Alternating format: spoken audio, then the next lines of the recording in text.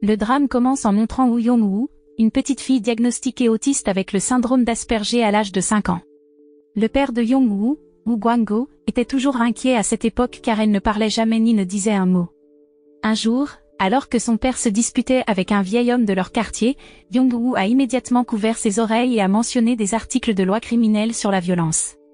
Après avoir entendu les paroles de Young-woo, Gwang-go a été soulagé d'apprendre que Young-woo pouvait parler et était un enfant génie. Young-woo avait lu tous les livres de référence juridiques appartenant à Gwang-go et avait mémorisé chaque mot du livre. Gwang-go était un parent célibataire qui devait élever Young-woo tout seul après avoir terminé ses études de droit. Il aurait pu continuer sa carrière en droit en tant que procureur ou avocat, mais il a préféré diriger une entreprise de restauration à domicile pour accorder suffisamment d'attention à Young-woo. Young-woo a grandi en étudiant diverses sciences juridiques à partir des livres appartenant à son père qui s'entassaient dans la maison. Par conséquent, elle a suivi les traces de son père en poursuivant ses études de droit après avoir obtenu son diplôme de lycée et en choisissant une carrière d'avocate. Depuis son enfance, Young-woo avait toujours été obsédée par les histoires de vie des baleines et imaginait souvent des baleines ou des dauphins chaque fois qu'elle en avait l'occasion. Même après avoir obtenu son diplôme universitaire et être devenue une avocate stagiaire dans l'un des plus grands cabinets d'avocats de Corée du Sud, Ambada, elle pensait toujours beaucoup à la vie des baleines. Young-woo était la première avocate autiste à obtenir le meilleur classement et la meilleure note parmi ses camarades de classe. Elle a également été acceptée à Ambada, l'un des meilleurs cabinets d'avocats de Corée du Sud, avec un contrat d'1 an. Lorsque le superviseur de Young-woo, Jun Myung-seok, a découvert qu'elle était atteinte d'autisme d'Asperger, il a eu des doutes sur ses compétences. Mais il n'a pas pu protester car Young-woo avait été recrutée directement par le service des ressources humaines avec une lettre de recommandation du PDG du cabinet Ambada, Han Seong-young. La première affaire que Young-woo et son équipe ont traitée était celle d'une vieille femme, Choi Young-ran, la voisine de Young-woo lorsqu'elle était enfant. La vieille dame semblait surprise et fière d'apprendre que Young-woo avait réussi à devenir une grande avocate. Au cabinet Ambada, Young-woo a rencontré un jeune homme qui travaillait pour le département de litige juridique, Juno. Elle l'a rencontré pour la première fois alors qu'il s'apprêtait à sortir du bâtiment Ambada par la porte tournante devant le hall. Sachant que Young-woo avait trop peur de passer par le tourniquet, Juno a pris l'initiative de l'aider à s'y habituer. Young-han a été accusée d'avoir agressé son mari, Park Ju-sik, lui causant de graves blessures. Elle a admis l'avoir frappé accidentellement parce que Ju-sik était trop possessif et la blâmait toujours pour de petites choses. Lorsque l'affaire a été portée devant la justice, Young-han et Ju-sik ont été contraints de résoudre leur conflit par le biais du processus légal, même si Ju-sik n'avait aucune intention de faire emprisonner sa femme. Cependant, la situation est devenue plus compliquée lorsque Ju-sik est décédée en raison de sa santé qui se détériorait. Lorsque Young-woo présentait ses condoléances aux funérailles, elle a appris que Ju-sik avait depuis longtemps un historique de maladie assez grave. Young-woo a utilisé l'indice crucial pour défendre Young-ran devant un juge au tribunal. Après avoir fait venir un médecin qui avait traité Ju-sik comme témoin et confirmé que sa découverte était valable, Young-woo a finalement prouvé que Young-ran était innocente. En conséquence, elle a remporté la première affaire qu'elle a traitée avec succès, et Myung-seok a commencé à reconnaître la grandeur de Young-woo. Young-woo avait une collègue qui étudiait le droit à la même université, Choi So-yeon. Elle avait toujours voulu aider Young-woo et se sentait désolée pour elle, car elle faisait fréquemment l'expérience de la discrimination en raison de son autisme. Mais So-yeon savait que Young-woo serait toujours capable de s'en sortir n'importe où et d'être la meilleure, grâce à son génie. Même en travaillant dans le même cabinet d'avocats, Young-woo semblait supérieure à So-yeon et aux autres stagiaires. Cependant, en tant que bonne amie, So-yeon aidait toujours Young-woo quand elle était en difficulté ou avait besoin d'aide.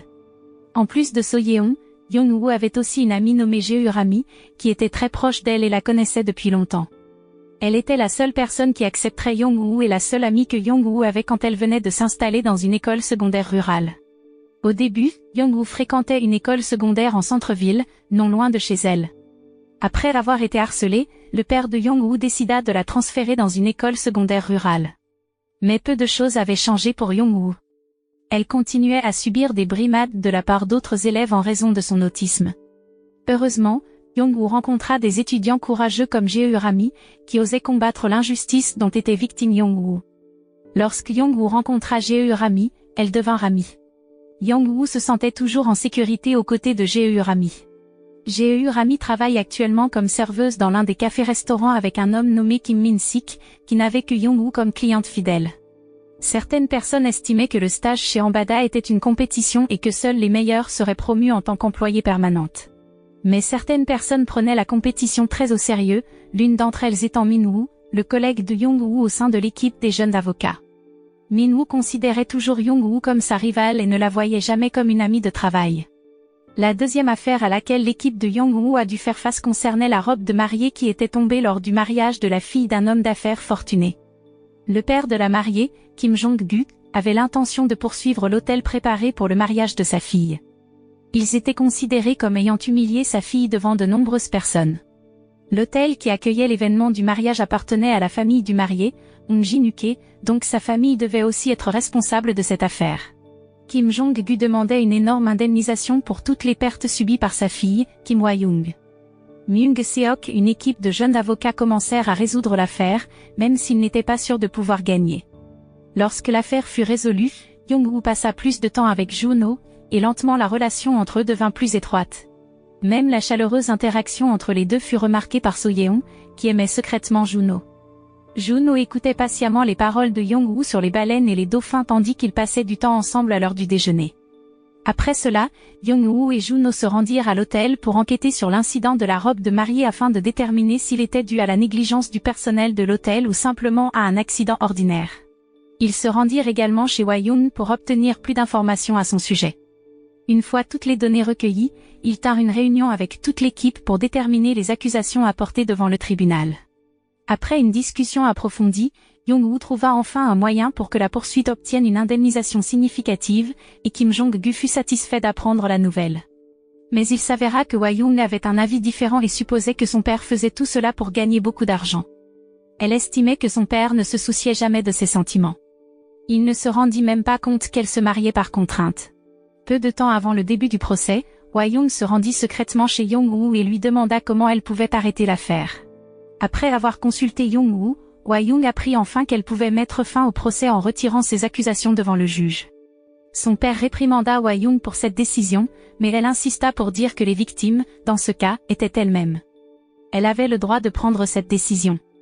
Hwa-young expliqua également qu'elle n'avait jamais voulu que le mariage ait lieu car elle aimait quelqu'un de tout son cœur. Young-woo et l'équipe d'avocats de Ambada auraient pu remporter l'affaire, mais ils préférèrent respecter les décisions de leurs clients. Le troisième cas traité par l'équipe d'avocats de Ambada est la mort d'un jeune homme, Kim Sang-un. Sang-un a été retrouvé mort avec une corde pendue depuis le toit de sa chambre, en présence de son jeune frère autiste, Kim Jong-un. Jong-un est considéré comme un suspect dans la mort de Sang-un car toutes les preuves le désignent. Par conséquent, les parents veulent défendre leur fils cadet avec l'aide de l'équipe juridique de Ambada. Myung-seok, une équipe de jeunes avocats ont dû travailler dur pour communiquer avec Jong-un car il était difficile à gérer et se concentrait facilement. Mais grâce à une chanson que Young-woo connaissait, ils ont réussi à apaiser Jong-un et à l'inviter à parler. Lorsque Young-woo et Juno ont enquêté dans la chambre de Un, ils ont trouvé le journal qu'il cachait derrière le placard. Il écrivait que Un avait tenté à plusieurs reprises de mettre fin à sa vie en raison de ses échecs répétés aux examens, et que ceux qui l'entouraient continuaient de placer de grandes attentes sur lui. Tout au long de cette période, les efforts que Sang-un faisait pour mettre fin à sa propre vie étaient constamment contrecarrés par Jong-un. Même si Jong-un était autiste, il savait que son frère essayait de se faire du mal. Malheureusement, lors de la dernière tentative de Un de mettre fin à sa vie, Jong-un n'a pas réussi à le sauver. Il ne pouvait que pleurer de colère en voyant son frère gisant sans vie. Les preuves trouvées sur les lieux n'étaient pas des preuves directes que Jong-un avait tué Un. Mais la police a trouvé de nombreuses empreintes digitales de Jong-un sur le corps de Un. La situation est devenue plus compliquée lorsque l'affaire de la mort de Un a été largement diffusée sur les médias sociaux, et la stigmatisation négative des personnes autistes s'est aggravée. Étant écœurés de voir leur fils cadet, constamment contesté par le public, les parents de Un ont décidé de révéler la vérité sur la mort de Un devant le tribunal, même si cela risquait de ternir la réputation de leur fils aîné décédé. Malheureusement, l'accusation doutait toujours du témoignage donné par Young-woo au tribunal. Ils estimaient que son jugement était biaisé car Young-woo était une personne autiste comme le suspect. Young-woo a essayé de trouver par tous les moyens une faille dans l'affaire et a finalement trouvé une autre façon de gagner le procès. Mais l'affaire a été forcée d'être déléguée à une autre équipe juridique de Ambada car le père de Jong-un ne pouvait plus faire confiance à Young-woo. Grâce à divers indices trouvés par Young-woo plus tôt, l'équipe d'avocats de Ambada a convaincu le juge que Jong-un était innocent, et ils ont remporté le procès. Après avoir résolu l'affaire, Young-woo a commencé à penser que les personnes autistes comme elle étaient inaptes à être avocate. Elle a décidé de démissionner de Ambada. Quelques jours après la démission de Young-woo, Jae Rami et son père, Dong Dong-sam, sont venus la voir pour obtenir des conseils juridiques. Le père de Jae Rami vient de recevoir 10 milliards de wons en héritage. Ses deux frères aînés, Dong-il et Dong-gi, l'ont piégé avec un contrat pour obtenir plus d'argent. Ils l'ont même forcé à accepter une part minoritaire de l'héritage et lui ont demandé de payer seul les taxes sur l'héritage. Young-woo a conseillé à Jae Rami de rencontrer Juno de l'équipe de litige de Ambada afin que le litige puisse être résolu par des voies légales. À ce moment-là, Jae Rami a rencontré Min-woo pour la première fois et est instantanément tombée amoureuse de son charme. Lorsque Myung-seok a appris que Gae Rami était la meilleure amie de Young-woo, il a demandé à Young-woo de rejoindre à nouveau l'équipe juridique de Ambada. Il s'est avéré qu'en réalité, Myung-seok n'avait pas approuvé la lettre de démission de Young-woo et ne la considérait que comme une employée en congé. Après le retour de Young-woo dans l'équipe d'avocats de Ambada, elle a mobilisé toutes ses capacités pour lutter contre l'injustice subie par le père de Jae Rami. Après avoir examiné le contrat d'entente établi par Dong-il et Dong-gi, Young-woo a découvert les failles du contrat et a obtenu des preuves de son invalidité. Après l'avoir présenté avec succès toutes les preuves et indices devant le juge, Young-woo a enfin réussi à remporter l'affaire et à rendre justice au père de Jae Rami. Quelques jours plus tard, Min-woo a été chargé de résoudre une affaire de litige sur les droits d'auteur avec Young-woo. Il considérait toujours l'affaire comme une compétition, pas comme une collaboration d'équipe. Leur client, Wang Du-young, prétendait que leur concurrent, une société de distributeurs automatiques, avait plagié la technologie des distributeurs automatiques qu'ils avaient créée. Ils voulaient récupérer les droits d'auteur sur la technologie. Lorsqu'ils ont commencé à enquêter sur l'affaire, Min-woo a ressenti que Young-woo bénéficiait toujours d'un traitement spécial de la part de leur superviseur, ce qui l'a rendu encore plus jaloux de Young-woo. Min-woo a même délibérément caché les documents de leur dossier à Young-woo pour la décrédibiliser aux yeux de Myung-seok. Juno a découvert la tricherie de Min-woo. Apprendre le traitement injuste de Min-woo envers Young-woo l'a légèrement contrarié. Alors que Young-woo et Min-woo enquêtent davantage sur l'affaire, Young-woo soupçonne que Wang Du leur a menti. Cela l'a amenée à douter si elle devait défendre le client menteur devant le tribunal. Elle a essayé d'être professionnelle et de protéger son client avec le témoignage donné par le client. Mais à la fin, les mensonges de Wang Du ont été révélés. Il prétendait qu'une entreprise concurrente avait plagié la technologie des distributeurs automatiques de son entreprise, mais la demande n'était pas étayée par suffisamment de preuves. Wang Du et sa société voulaient seulement abuser de la loi pour nuire à la réputation de leur entreprise concurrente de distributeurs automatiques, ce qui a entraîné la faillite de l'entreprise. Même si Young-woo était au courant de tout cela, elle ne pouvait pas faire grand-chose car elle ne pouvait pas révéler le secret d'un client à quiconque. Dans l'affaire suivante, Myung-seok a chargé Young-woo de résoudre une affaire de violence et de vol avec So Yeon. Leur cliente, Ji-Yang Sim, était une déserteuse nord-coréenne qui avait tenté de changer son destin en Corée du Sud avec son ami, Kim Jong-hui. Mais elles ont été trompées par un intermédiaire sud-coréen en immigration, Lee Sun-young, qui avait détourné leur argent en grande quantité. Par conséquent, une nuit, Yang Sim et Jong-hui ont décidé de récupérer leur argent auprès de Sun-young. Lorsqu'elles étaient sur le point de le faire, Sun-young était dans un état de violence dû aux violences perpétrées par son mari. Cet incident a conduit à ce que Yang Sim et Jong-hui soient accusés de violence et de vol par la police. Le jour de l'incident, Yang Sim a décidé de fuir pour s'occuper de sa fille, qui était encore une enfant, tandis que Jong-hui a été forcé de se rendre le lendemain de l'incident. Après que la fille de Yang Sim ait atteint l'âge adulte, Yang Sim a choisi de la confier à un orphelinat et de se livrer après des années de fuite devant la police. Après avoir découvert ce qui s'était réellement passé, So Yeon et Young-woo travailleront dur pour prouver l'innocence de Yang Sim afin qu'elle puisse être libérée de prison et retrouver sa fille. Young-woo et So Yeon ont travaillé ensemble pour rassembler suffisamment de preuves et présenter les éléments devant le tribunal. Elles ont réussi à convaincre le juge que l'affaire de Yang Sim avait été mal comprise. Elles ont pu aider à réduire la peine de Yang Sim. Elle n'obtiendrait qu'une probation et des travaux d'intérêt général pendant plusieurs mois. Cette affaire a amené Young-woo à penser à une mère baleine qui ne quitterait jamais ses enfants même si elle devait risquer sa vie. Cela a fait réfléchir Young-woo à l'époque où sa mère était la mère baleine, elle ne serait peut-être jamais venue la voir quand elle était bébé.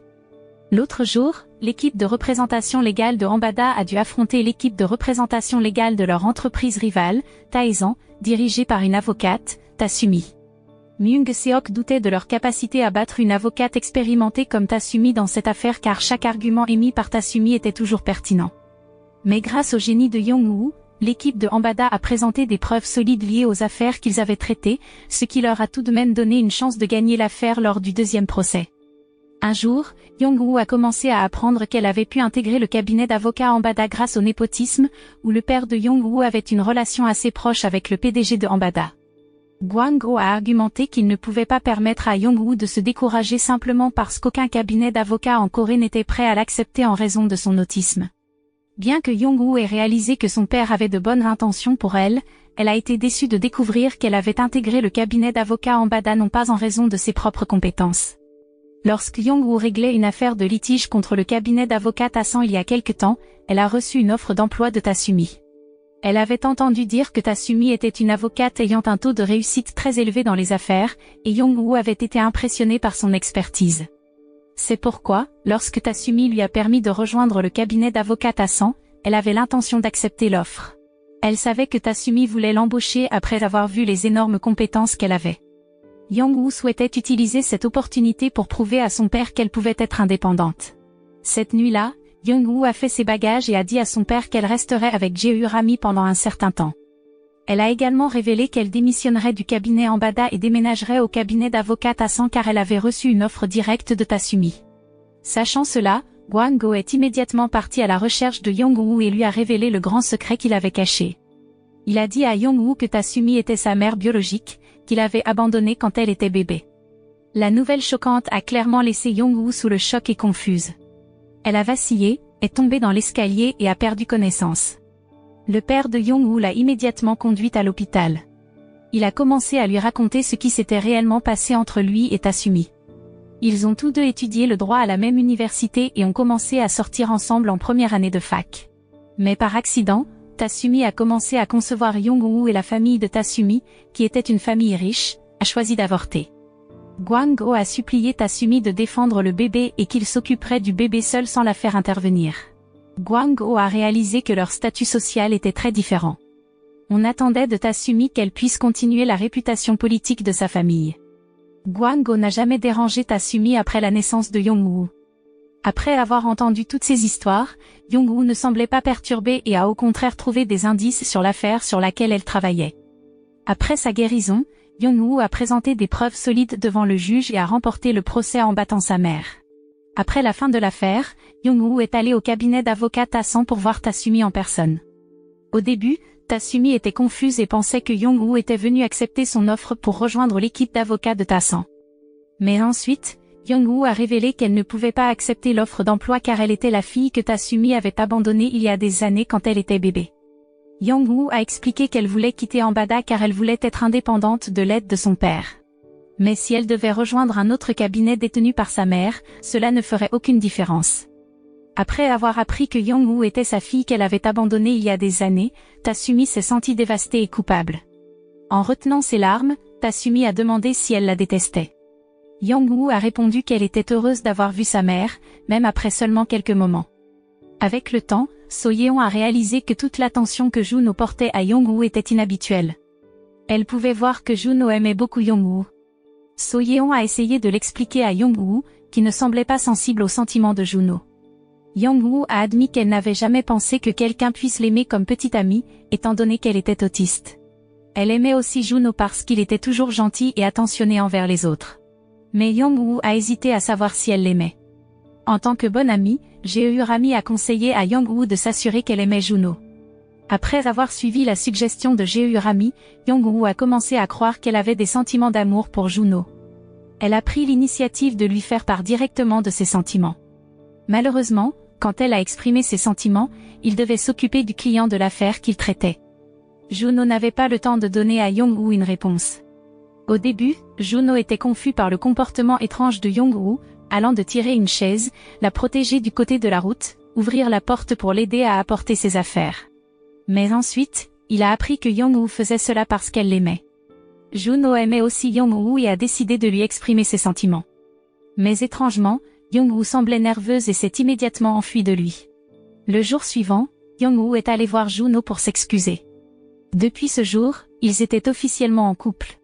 Malheureusement, Après que les gens ont commencé à découvrir leur relation, certains d'entre eux, en particulier les amis de Junho, pensaient que leur relation ne marcherait pas et insultaient même Young-woo devant Junho.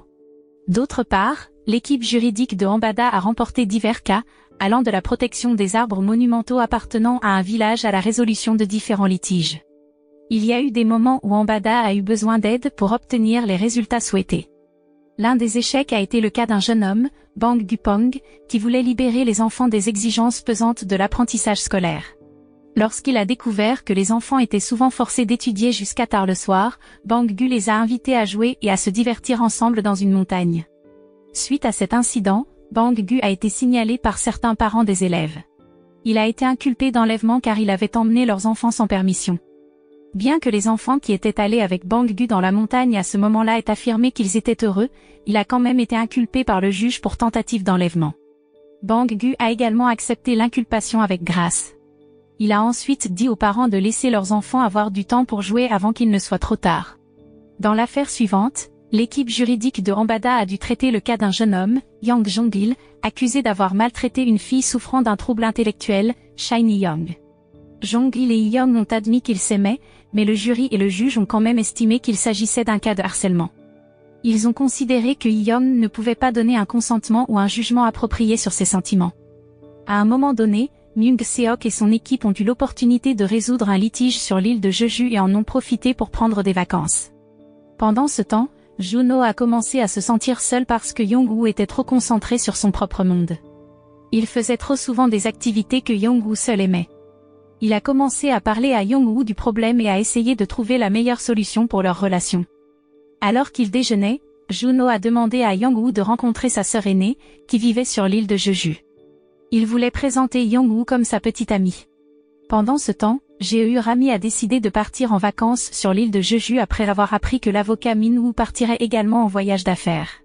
À leur arrivée à l'aéroport, Young-woo et les autres avocats ont choisi de porter des tenues formelles, étant donné que le but de ce voyage était de traiter une affaire plutôt que de partir en vacances. Mais l'avocat Myung Seok voulait profiter de l'occasion pour savourer le moment comme des vacances au lieu de se concentrer uniquement sur leur travail. Même le premier jour de service, Myung Seok a interdit à ses membres de travailler et les a invités à dîner. Pendant tout ce temps, So Yeon n'aimait jamais Min-woo, qui était trop ambitieux et considérait toujours tout comme une compétition. Mais lors de ce voyage de travail, elle a commencé à voir un autre côté de la personnalité de Min-woo, il a commencé à se soucier des gens autour de lui et à se montrer plus prévenant. Son attitude douce a fait en sorte que So Yeon commence à se laisser emporter par l'atmosphère romantique entre eux, et inconsciemment, elle a commencé à avoir des sentiments pour Min-woo. À l'insu de tous, Myung Seok avait été diagnostiqué d'un cancer de l'estomac à un stade précoce, et sa santé s'était récemment détériorée. C'est pourquoi il avait décidé d'accepter le dossier sur l'île de Jeju, car il voulait profiter de la vie sur une île avec de nombreux souvenirs magnifiques avec son ex-femme. En réalité, il aimait toujours énormément son ex-femme, Jisoo. Mais il y a quelques années, Jisoo avait divorcé de lui parce qu'il était trop concentré sur son travail. Alors que le procès du litige sur l'île de Jeju était en cours, Myung Seok s'est soudainement évanoui en raison de l'aggravation de sa maladie. Young-woo et les membres de l'équipe juridique de Hambada ont été contraints de poursuivre le procès sans Myung Seok, qui devait suivre un traitement avec Jisoo. Après le premier procès, Junho a invité Young-woo chez sa sœur aînée, Seung-hui, et l'a présenté comme sa petite amie. Mais malheureusement, la réaction de Seung-hui n'a pas été très positive car elle pensait que Young-woo ne serait pas en mesure de rendre son frère heureux. Junho a réprimandé Seung-hui pour avoir rabaissé sa petite amie, tandis que Young-woo a entendu la conversation et n'a pu qu'être sans voix, blessé. À partir de ce moment-là, Young-woo a décidé de s'éloigner de Junho sans donner d'explication. Non seulement Young-woo était déchiré en chemin vers l'île de Jeju cette fois-ci, mais Rami a également dû accepter son amour à sens unique après avoir vu la proximité entre So Yeon et Min-woo sur le balcon. Après la résolution du litige sur l'île de Jeju, l'équipe de mise en application de la loi de Hambada est rentrée à Séoul et a repris ses activités au bureau de Hambada. En revanche, Myung Seok était toujours en congé car il devait subir une intervention chirurgicale pour retirer son cancer. Pendant le congé de Myung Seok, Young-woo et les autres avocats internes continueraient leur travail sous la supervision d'un avocat senior, Jang Sung-joon. L'équipe de Hambada a de nouveau obtenu un dossier assez compliqué. Il devait aider une société de vente en ligne bien connue en Corée qui avait récemment été poursuivie par les organismes de protection des consommateurs pour avoir négligé la sécurité des données de leurs clients. Ils ont révélé qu'il y a quelques jours, leur entreprise avait été piratée par un hacker, et des millions de données de leurs utilisateurs avaient été volées. L'Agence de protection des consommateurs considérait cela comme une négligence d'une entreprise de 300 milliards de wons. Selon le directeur général de la société, Bae In-cheol, le nombre était très inhabituel. Malheureusement, l'avocat Sung-joon a un caractère très grognon et autoritaire. Il était très différent du caractère de Myung-seok, qui était un bon et humble auditeur envers ses juniors. Lorsque Young-woo a essayé d'exprimer son opinion sur le dossier qu'il traitait, Sung-joon s'est senti offensé car il avait l'impression d'être pris de haut par Young-woo. En conséquence, Sung-joon, qui n'avait pas la patience de faire face à Young-woo, a décidé de la retirer du dossier. So Yeon avait l'intention de défendre Young-woo et de l'aider, mais Min-woo l'en a immédiatement empêché. Il voulait que So Yeon évite de s'attirer de plus gros ennuis. Une nuit, Jono est venu voir Young-woo, qu'il évitait récemment, et lui a demandé la raison de son comportement. Young-woo a expliqué qu'elle avait toujours tendance à se concentrer sur son propre monde, ce qui pouvait rendre Jono seul ou incapable de se sentir heureux. Jono a enfin réalisé que Young-woo avait entendu les paroles de sa sœur sur l'île de Jeju il y a quelque temps. Le lendemain, Gwang-go est venu voir Han Seong-young et a annulé son plan d'utiliser Young-woo pour détruire Tatsumi. Après avoir appris que Tatsumi se présenterait comme ministre de la Justice, Gwang-go a commencé à penser qu'utiliser Young-woo pour vaincre Tatsumi ne ferait qu'heurter les sentiments de Young-woo. En revanche, le dossier de la société Raon, traité par l'équipe de Sung-joon, est devenu plus compliqué en raison de l'entêtement de Sung-joon et de son refus d'écouter les opinions des autres. Heureusement, So Yeon et Min-woo ont réussi à reporter l'audience grâce à l'idée de génie que Young-woo avait proposée, ce qui leur a donné une chance de gagner le procès lors de l'audience ultérieure. Sans que personne ne le remarque, il s'est avéré que le pirate informatique du compte utilisateur de la société Raon était un adolescent nommé Sang Yeon. Il était le fils unique du deuxième mariage de Tatsumi, ce qui signifie que Sang Yeon est le frère de Young-woo du côté maternel. Après que Tatsumi a appris les actions de Sang Yeon, elle a utilisé tout son pouvoir politique pour dissimuler le secret afin de préserver sa réputation en tant que candidate au poste de ministre de la Justice. En réalité, Sang Yeon avait délibérément effectué le piratage sur ordre du PDG de la société Raon, Kim Chang-gong, qui voulait tester la cybersécurité de leur application. Initialement, Sang Yeon, qui avait des compétences en informatique, avait obéi aux paroles de Chang-gong et avait volé toutes les données des utilisateurs avant de finalement chiffrer les données pour qu'elles ne puissent pas être utilisées à mauvais escient par d'autres. Mais lorsque l'affaire est devenue plus compliquée et Kim Cheol a entrepris une expérience pour mettre fin à sa propre vie, Sang Yeon a décidé de se rendre à Young-woo et d'admettre ses actions. Sang Yeon avait enquêté en secret sur le passé de Tatsumi tout ce temps. Il avait également découvert que Young-woo était sa grande sœur, que leur mère avait abandonnée autrefois. Après avoir avoué ses actes à Young-woo, Sang Yeon a déclaré qu'il ne souhaitait aucune protection. Il était déçu que sa mère choisisse de dissimuler la vérité de cette affaire en abusant de son pouvoir. Les avocats de Ambada ont également présenté une vidéo confession de Sang Yeon comme preuve au tribunal, même s'ils savaient que cela mettrait Chang-gong en difficulté. Depuis le début, le client qu'il protégeait était la société Raon. Maintenant, le conseil d'administration avait accepté de destituer Chang-gong de son poste de PDG de la société. Malheureusement, la vidéo de confession n'a pas été acceptée par le juge comme preuve suffisante, et il voulait que Sang Yeon témoigne en personne au procès. Young-woo a réalisé que Tatsumi n'autoriserait pas Sang Yeon à témoigner au procès, alors elle a pris l'initiative de le rencontrer en personne et de le persuader. Young-woo a expliqué que Sang Yeon espérait que sa mère ferait ce qu'il fallait. Elle a également dit du fond du cœur que Tatsumi pourrait ne pas être une bonne mère pour elle, mais elle espérait que Tatsumi serait une bonne mère pour Sang Yeon.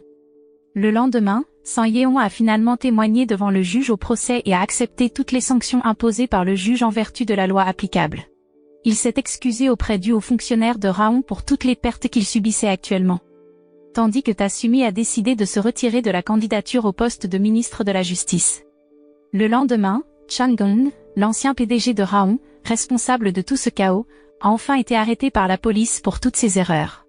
Pendant ce temps, avec le témoignage de Sang Yeon au tribunal, la réputation de Tatsumi a été ternie auprès du public. Le souhait de Han Seong-yeon de faire de Ambada le premier cabinet d'avocats en Corée du Sud commençait à se réaliser. D'autre part, Myung-seok, qui venait de se remettre de la chirurgie qu'il avait subie, a demandé à Jisoo de se remettre ensemble et il a promis de réduire sa charge de travail. La même chose s'est produite pour Jono et Young-woo, qui cherchaient à améliorer leur relation qui avait précédemment été tendue. Junho a expliqué qu'il pouvait se sentir seul quand Young-woo était trop absorbé par son propre monde, mais qu'il se sentait plus heureux quand il était avec Young-woo et faisait diverses choses étranges avec elle. Young-woo a commencé à apprendre à se concentrer un peu moins sur elle-même. Elle ne voulait plus faire sentir à Junho de solitude. Le soir même où Myung-seok a été autorisé à sortir de l'hôpital, tous les membres de l'équipe de jeunes avocats de Ambada se sont réunis pour lui souhaiter la bienvenue en organisant un dîner. Myung-seok a annoncé qu'il était de retour avec Jisoo. Pendant ce temps, Min-woo et So-yeon ont également officialisé leur relation. Cette nuit-là, tout le monde semblait heureux de ce qu'ils avaient accompli et de tous les souvenirs qu'ils avaient créés ensemble. Le film se termine par une scène où Young-woo dit à son père qu'elle a été promue en tant qu'employée permanente chez Ambada. Gwang-go était très fière de sa chère fille. À ce moment-là, Young-woo a mentionné qu'elle avait trouvé la bonne expression pour définir ses sentiments comblés. La morale que l'on peut tirer de ce film est que tout le monde a des limites et des lacunes. Cependant, nous pouvons surmonter tout cela si nous pouvons nous concentrer sur nos forces et essayer de réaliser nos rêves en travaillant dur.